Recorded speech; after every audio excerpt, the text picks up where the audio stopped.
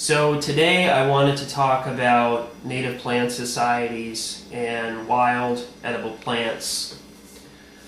A few years ago I started reading a book. It was called Gaia's Garden, and the book is about sustainable agriculture or permaculture, and it's a really great book. I definitely recommend it. But in the book they had a section about wild edible plants, and what they are plants that grow out in the forests or the jungles or wherever, and you can eat different parts of them.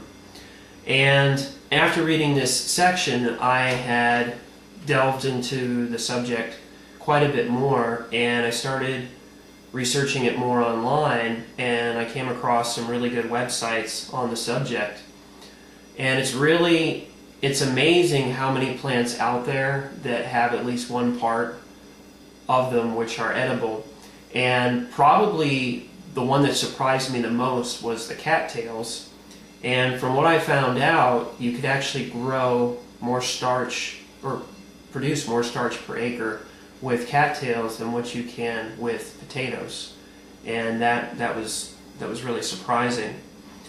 So to learn about these different types of plants in your specific area, the best way would be to go to a native plant society in your own area, or find a local botanist that knows the plants in your area very well. Now, the Native Plant Society, they have state divisions, we'll call them, and then they have local chapters throughout the different states.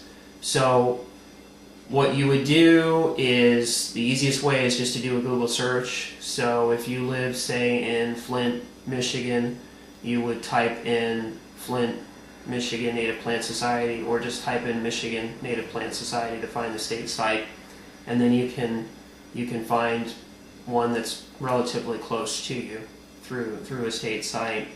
So what I'm going to do, I'm not going to get too deep into this because I could talk about this subject for hours, but what I'm going to do is I'm going to put a bunch of links in this video's info box, and if anybody has any questions, they can either post a comment response to this video, or they can just send me a message on YouTube, and I'll try to get them the information, or at least point them in the right direction.